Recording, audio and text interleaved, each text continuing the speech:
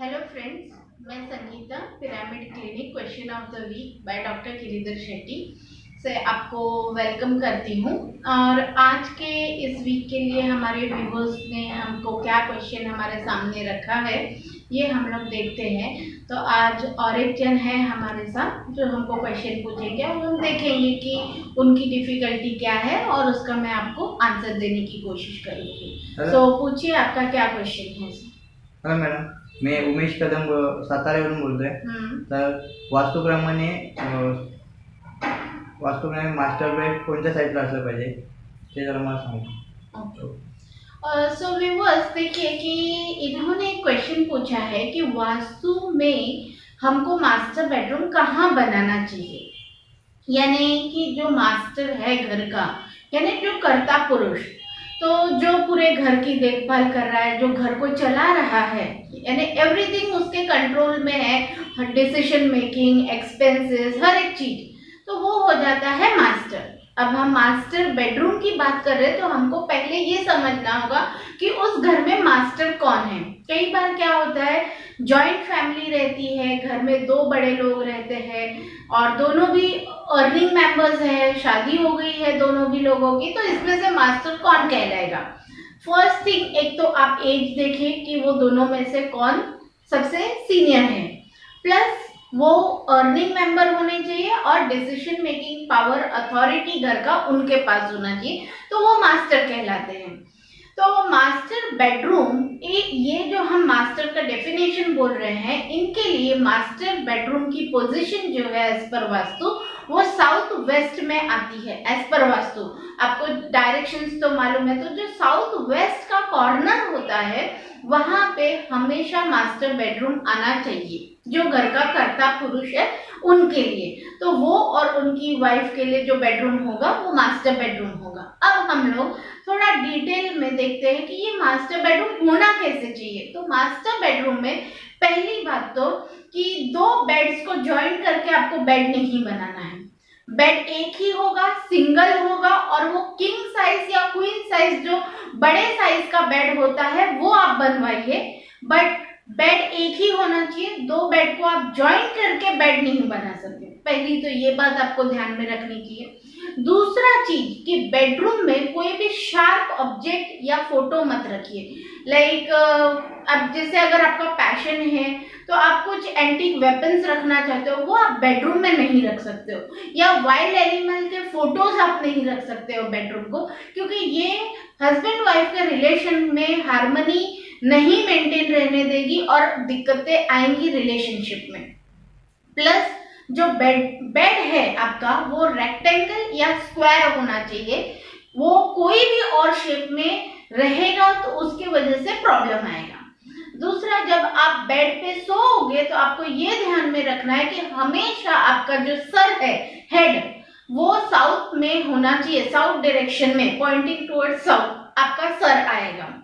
Another thing कि आपका जो बेड है उसको रिफ्लेक्ट करने के लिए मिरर, टीवी स्क्रीन, कोई भी ऐसी चीज बेड के सामने नहीं होनी चाहिए। अगर वो है, आ गई है, तो आपको उसको सोते समय एटलीस्ट उसको कवर करके फिर सोना है, नहीं तो क्या होगा, अनवांटेड बॉडी में पेन स्टार्ट हो जाएंगे, आप डॉक्टर को दिखाओगे, इसका कुछ आपको सोल्यूशन नहीं मिलेगा, तो वो आप अवॉइड कीजिए। प्लस आपके जो बेडरूम का मेन दरवाजा है या टॉयलेट का दरवाजा, अब मास्टर बेडरूम में आजकल तो कॉमन हमको अटैच टॉयलेट बाथ मिलता है, तो वो मास्टर बेडरूम के अंदर टॉयलेट बाथरूम का दरवाजा या आपका जो मेन दरवाजा जहां से आप एंटर करोगे वो बेड को सामने नहीं होना चाहिए, यानी आमने सामने नहीं आना चाहिए, ये आपको अवॉइड करना है।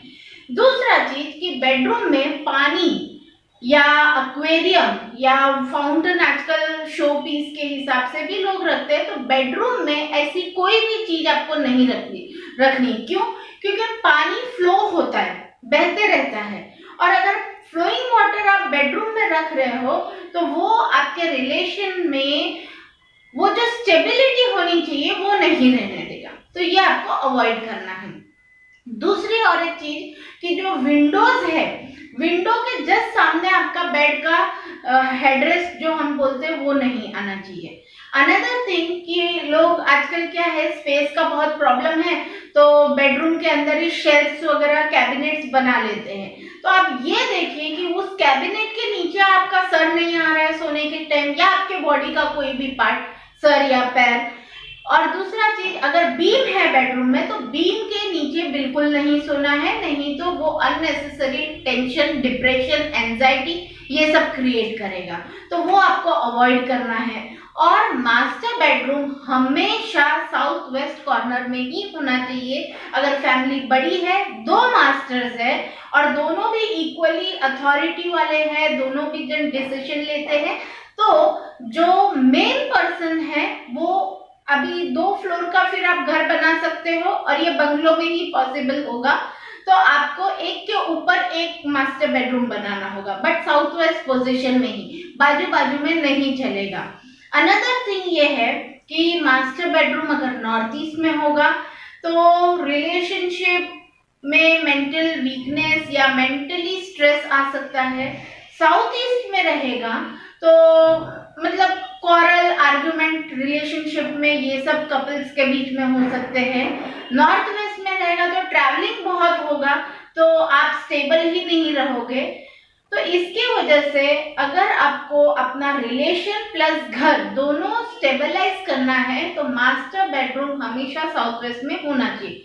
अब क्या होता है, बहुत से बार जैसे इन्होंने क्वेश्चन पूछा कि अब ये तो वास्तु बनाने जा रहे हैं और इन्होंने पूछ लिया, बट 99% क्या होता है, लोग रेडी घर में जाते हैं और वहां पे मास्टर बेडरूम आपको दूसरे जगह पे मिलता है, बट वो रूम स्पेशियस होता है, अटैच टॉयलेट बाथ होता है, तो आप वो रूम ऑक्यूपाई कर लेते हो and over a period of time आपको कुछ ना कुछ दिक्कतों का सामना करना पड़ता है। So you have to overcome that problem. अब आप उसको मास्टर बेडरूम वहां तोड़ के तो दूसरी जगह नहीं बना सकते हो, तो इसका सबसे सिंपल सोल्यूशन है हमारे पिरामिड्स में, कि हम एक पिरामिड लगा के वर्चुअली उस रूम की एनर्जी साउथ वेस्ट में हम शिफ्ट कर देते हैं। और वो पिरामिड आप यूज मतलब करने के लिए बहुत सिंपल है, कोई आपको टेंशन लेने की जरूरत नहीं, खाली आपका north south east west axis आपको प्रॉपर पता होना चाहिए और साउथ वेस्ट में उसको शिफ्ट कर देना है। ये वर्चुअली करना है, तोड़फोड़ करके नहीं करना है। तो ये बहुत ही सिंपल सोल्यूशन है। और अगर आप बना रहे हो घर, आपका लाइक बंगलो है, आर्किटेक्चरल प्लान पास होने वाला है, तो आप मतलब जानबूझ के गलती मत कीजिए कि कोई और डायरेक्शन में बनाइए। मतलब सोच समझ के प्रॉपरली प्लानिंग के साथ साउथ वेस्ट में बनाइए। इंटरनल लेआउट जो मैंने बताया, बेड का पोजीशन, स्लीपिंग पोजीशन, टॉयलेट कहाँ हो, ये सब को आप ध्यान में रखिए और कम से कम क्लटर आप अपने मास्टर बेडरूम में रखिए। मास्टर बेडरूम हमेशा नीट एंड टाइडी रहेगा, तो उतना ही वो मास्टर को उसके लाइफ में प्रॉब्लम्स कम रहेंगे।